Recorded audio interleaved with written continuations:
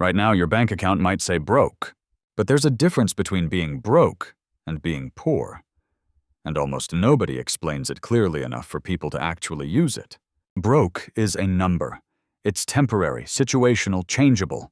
Poor is a mindset, a set of beliefs and behaviors around money that tend to keep the number exactly where it is, year after year, regardless of how much income comes in. Here's what almost nobody tells you. Some people are functionally wealthy long before their bank account catches up to it. Not because they have money yet, they don't, but because the underlying wiring, the instincts, the small daily decisions they make around money already match the patterns of people who eventually become rich. The bank balance is lagging behind the mindset. It just hasn't caught up yet. And the reverse is also true.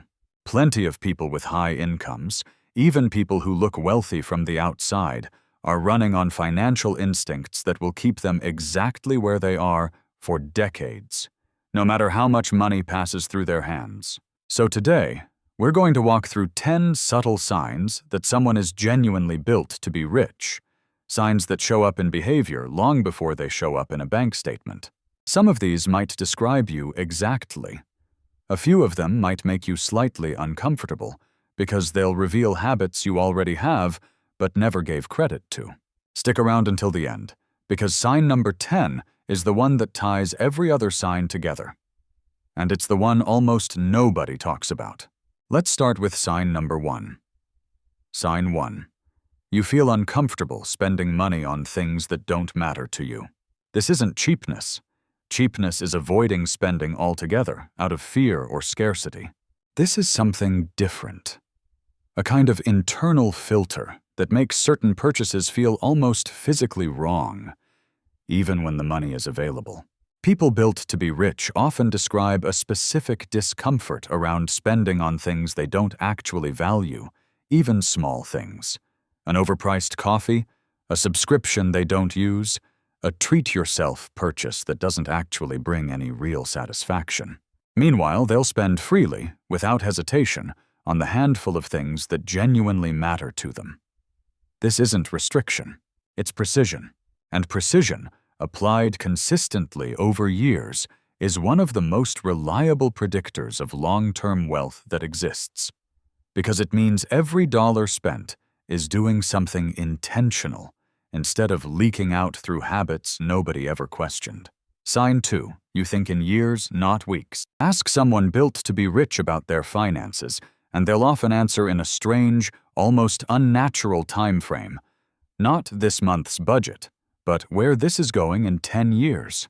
This is a documented psychological trait called future time orientation, and it's one of the strongest predictors of financial success across decades of behavioral research. People with a strong future orientation are dramatically more likely to save consistently, invest early, and avoid high-interest debt. Not because they're smarter, but because the future genuinely feels more real and more relevant to them than it does to someone focused entirely on the present moment. If you find yourself naturally thinking about where a decision leads 5 or 10 years down the line, even when your current bank balance doesn't reflect any of that thinking yet, that instinct is worth far more than it looks like right now. Sign 3. You get curious about money instead of anxious about it. There's a specific difference between people who avoid looking at their bank account because it's stressful, and people who check it regularly, almost analytically, the way someone might check the weather. People built to be rich tend to relate to their finances with curiosity rather than dread. A bad month doesn't trigger avoidance, it triggers questions. Where did this go? What would need to change? What's the fix? This isn't the absence of financial stress. It's the presence of financial engagement, even in the middle of stress. Avoidance is the single most common trait among people who stay financially stuck regardless of income. If you find yourself wanting to actually look at the numbers, even the ugly ones, that instinct alone puts you ahead of a significant portion of the population who would rather not know. Sign 4. You get uncomfortable watching money sit idle. This one is subtle, and it often shows up as a strange kind of restlessness. A feeling that cash just sitting in a checking account, doing nothing, is somehow wrong. People built to be rich often describe an almost physical discomfort with idle money. Not because they're greedy, but because they intuitively understand something most people never fully internalize. Money that isn't invested is quietly losing value to inflation every single day it sits still. $1 sitting in a low-interest checking account for a decade is worth meaningfully less in real purchasing power by the end of that decade than it was at the start. If you've ever felt a low-grade urge to put that money to work the moment a lump sum shows up, even a small one, that instinct is doing something most people never develop at all. Sign 5. You ask, what does this cost me later? Instead of, what does this cost me now? This is one of the clearest dividing lines between people who build wealth and people who don't, and it shows up in a single mental habit. Calculating the true cost of a decision, not just its sticker price. A $40,000 car doesn't cost $40,000 to someone thinking this way. It costs $40,000, plus the growth that money would have generated if it had been invested instead, plus the ongoing depreciation, insurance, and maintenance that follow it for years. That's a fundamentally different number, and it changes the decision entirely. This kind of thinking isn't natural. It has to be trained, or it emerges naturally in people who are simply wired to look past the immediate transaction toward its long-term ripple effects. If you find yourself doing this instinctively, running the what does this actually cost me over time math in your head before a big purchase, you're doing something that separates long-term wealth builders from everyone else almost automatically. Sign 6. You're willing to look poor in order to get rich. This one tends to surprise people because it runs directly against how most people imagine wealth building is supposed to feel. People genuinely built to become wealthy are often willing to endure a period, sometimes a long period, of looking less successful than their peers, in exchange for building something real underneath the surface. The older car, the smaller apartment, the vacation they skip while friends post pictures from somewhere warm. This is genuinely uncomfortable, and it requires a kind of quiet confidence that most people never develop. The ability to separate self-worth from outward appearance, even temporarily, even when it would be easier to just buy the version of success that photographs well.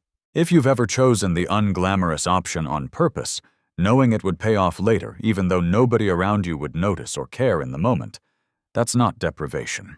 That's exactly the instinct that quietly separates people who build wealth from people who spend their whole lives appearing to have it. Sign 7. You recover from financial mistakes without spiraling. Everyone makes financial mistakes. A bad investment, an impulsive purchase, a job that didn't work out the way it was supposed to. The difference isn't whether mistakes happen, it's what happens immediately afterward. People built to be rich tend to treat financial mistakes as data, not identity. A bad investment doesn't become, I'm bad with money. It becomes, that specific approach didn't work, here's what I'll do differently. This distinction sounds small, but it has enormous downstream consequences, because people who tie financial mistakes to their identity tend to avoid engaging with money altogether afterward, which guarantees more mistakes down the line, not fewer. If a financial setback makes you want to understand it and adjust, rather than avoid the topic of money altogether for a while, that resilience is one of the most underrated predictors of long-term financial success that exists. Sign 8. You ask for better terms instead of accepting the first offer. This shows up in small, easy-to-miss moments. Negotiating a salary, asking a landlord about a lower rate, questioning a bill that seems off, asking a vendor if there's a discount for paying up front. Most people accept the first number they're given, out of politeness, discomfort, or simple habit.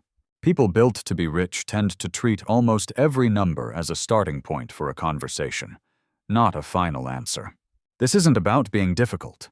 It's about understanding that the difference between the first offer and the best available offer, compounded across an entire lifetime of transactions, adds up to a genuinely enormous amount of money.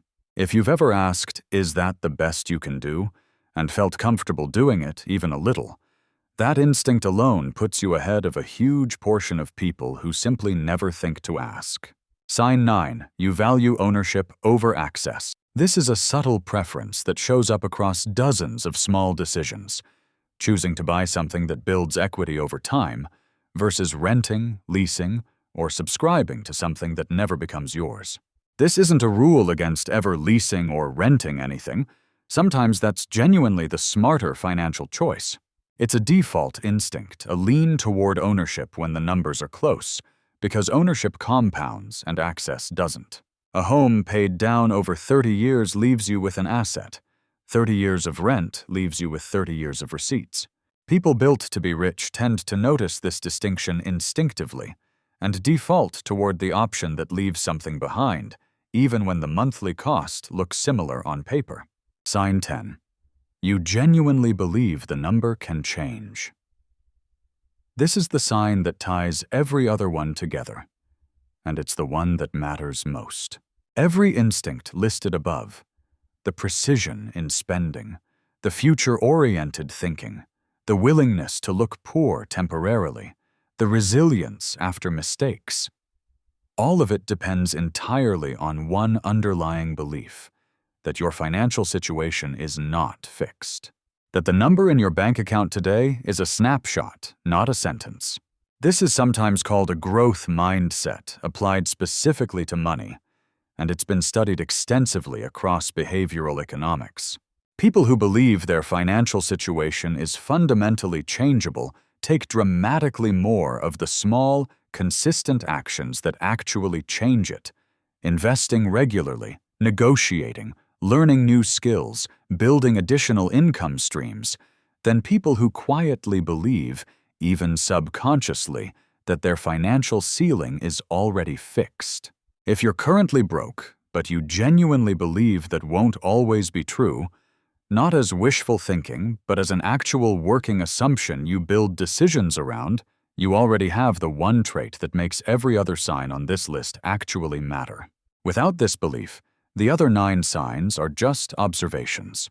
With it, they become a strategy. Here's what ties all 10 of these signs together. None of them require money to already be present.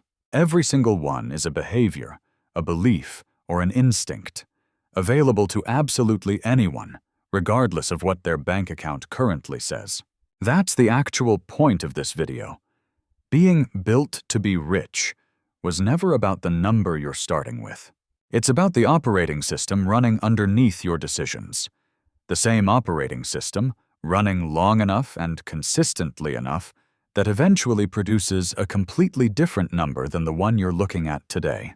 If several of these signs described you, that's not a coincidence. And it's not nothing. It means the wiring is already there. The bank account just hasn't caught up yet. And for most people who build real wealth, there was a long stretch where it hadn't caught up either. If this video helped you see your own habits differently, hit subscribe. The Wealth Code breaks down the real psychology and math behind building wealth every single week, without the hype and without the shortcuts. Drop a like if you recognized yourself in more of these signs than you expected, and tell us in the comments, which one hit closest to home? And if you want to see what it actually looks like once these instincts compound over a decade, go watch our video on what happens the moment someone quietly crosses their first million, because that's exactly where these 10 signs eventually lead. We'll see you in the next one.